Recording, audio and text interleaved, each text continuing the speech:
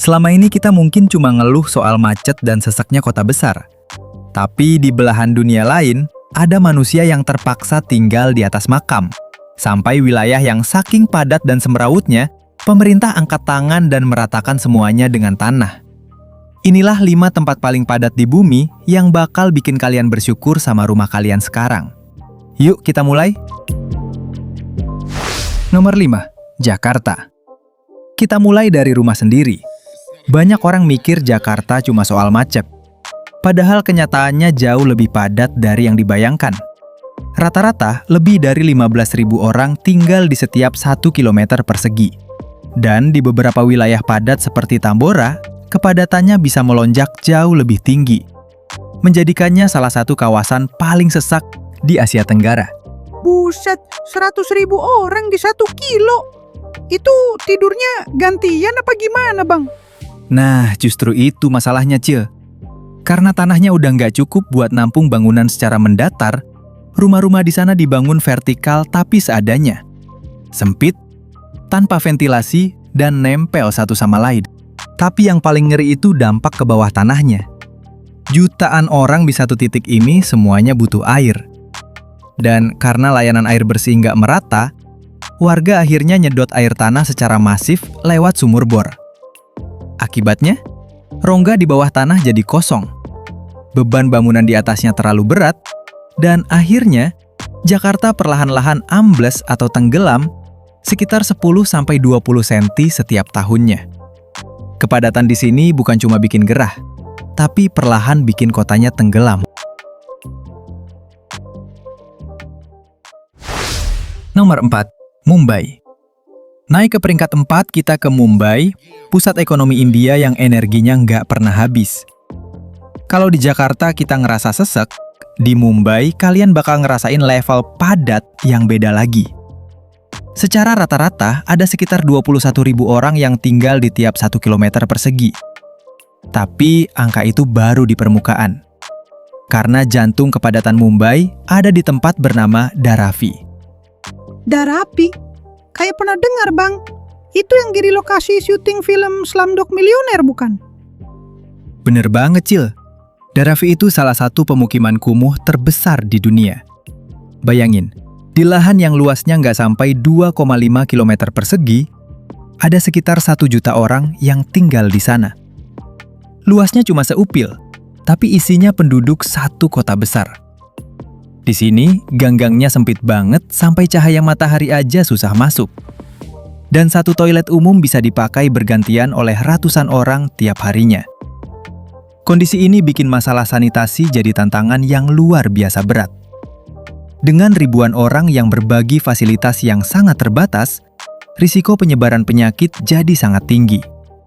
Namun uniknya, di tengah keterbatasan itu, Dharavi justru jadi pusat industri daur ulang yang sangat produktif, di mana hampir semua sampah di Mumbai diputar kembali menjadi barang bernilai ekonomi di sana. Tapi yang bikin Mumbai makin gila itu sistem transportasinya, terutama kereta apinya yang dijuluki Super Dense Crush Load. Setiap hari, kereta yang kapasitasnya cuma buat 1.000 orang dipaksa nampung sampai 4.500 orang. Penumpang sampai harus bergelantungan di luar pintu kereta, taruhan nyawa cuma buat berangkat kerja. Kepadatan di Mumbai itu menciptakan kontras yang ekstrim. Di satu sisi ada gedung apartemen mewah seharga triliunan rupiah, tapi tepat di bawahnya, ada jutaan orang yang hidup berhimpitan di rumah-rumah seng. Kota ini nggak pernah tidur bukan karena semangatnya aja, tapi karena emang udah nggak ada ruang lagi buat rebahan dengan tenang. Nomor 3, Manila. Sekarang kita geser ke tetangga kita di Asia Tenggara, yaitu Manila. Kota di Filipina ini sering banget memegang gelar sebagai kota paling padat di bumi.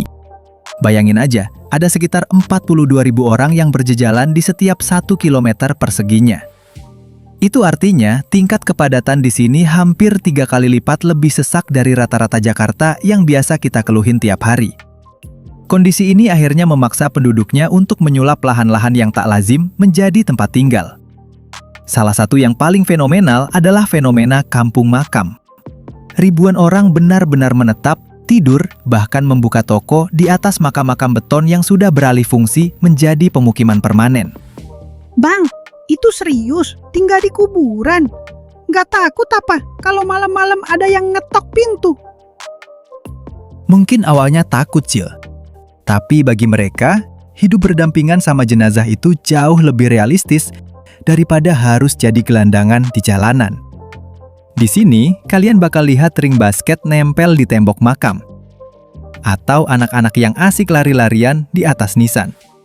Hidup di Manila adalah seni bertahan di sela-sela kesempitan. Kepadatan ini juga melahirkan cara bertahan hidup yang ekstrim melalui konsumsi pak-pak.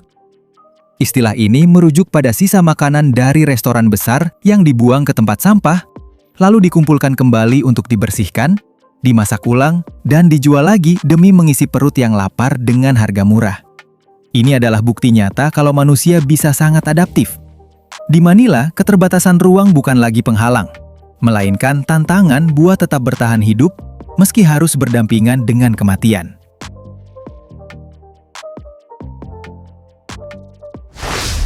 Nomor 2, Macau.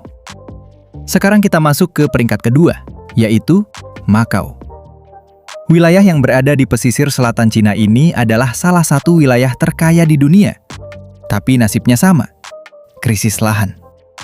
Dengan luas yang cuma sekitar 33 km persegi, Macau harus menampung ratusan ribu penduduk dan jutaan turis. Bayangkan, kepadatannya mencapai 21.000 orang per kilometer persegi. Ini menjadikan Macau sebagai wilayah paling padat di seluruh dunia secara administratif. Saking nggak ada lagi tanah yang bisa dipakai, pemerintah Macau melakukan reklamasi laut besar-besaran. Lebih dari separuh wilayah Macau yang kalian lihat sekarang sebenarnya adalah daratan buatan. Di sini, gedung kasino raksasa yang mewah berdiri nempel dengan apartemen penduduk yang menjulang tinggi, seolah-olah lagi balapan buat nyentuh langit. Bang, kalau daratannya buatan semua, itu kalau air laut pasang nggak ngeri apa?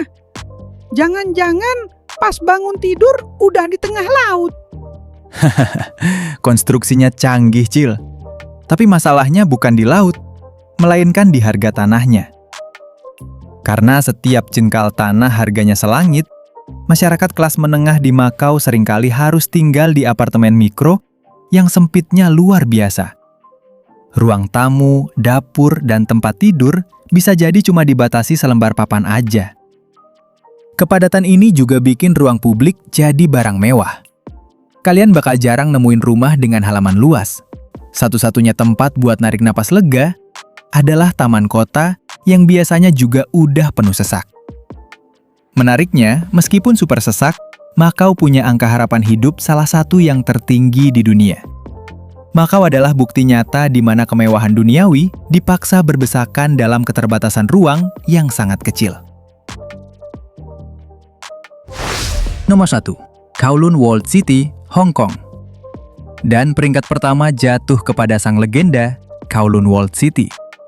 Meskipun tempat ini sudah dibongkar tahun 90-an, rekor kepadatannya belum ada yang mengalahkan. Di lahan yang cuma seukuran 2 lapangan bola, ada 33.000 orang yang tinggal di sana. Kalau dikonversi, kepadatannya mencapai 1,2 juta orang per kilometer persegi. Di sini, aturan pemerintah seolah nggak berlaku. Apartemen-apartemen dibangun liar, saling menempel sampai menutup cahaya matahari. Hasilnya, jalanan di dalamnya gelap total 24 jam, dan kalian bakal melihat ribuan kabel listrik serta pipa air melilit di langit-langit gang seperti akar pohon raksasa yang selalu bocor. Bang, dengar-dengar di sana banyak pabrik makanan, tapi tempatnya jorok banget ya. Emang nggak digerebek polisi? Justru itu ngerinya, Cil. Karena polisi nggak berani masuk, industri gelap tumbuh subur di sini. Kalian bisa nemuin pabrik mie atau tempat jagal daging yang beroperasi tepat di samping tumpukan sampah dengan tikus-tikus seukuran kucing yang bebas berkeliaran. Bahkan mesin kasino buat judi dan tempat bermain anak-anak seringkali cuma dibatasi tembok tipis dengan tempat pemotongan hewan. Di sela-sela gang sempitnya pun banyak klinik dokter gigi ilegal yang alat-alatnya jauh dari kata steril. Namun anehnya, segala kekacauan ini tetap berjalan lancar karena warganya punya sistem sendiri buat bertahan hidup. Kowloon Walled City adalah bukti paling ekstrim dalam sejarah tentang apa yang terjadi kalau ribuan orang dipaksa hidup dalam satu kotak beton tanpa aturan. Tempat ini bukan cuma soal sesak, tapi soal gimana manusia bertahan hidup di antara kemiskinan, industri ilegal, dan solidaritas yang nggak masuk akal.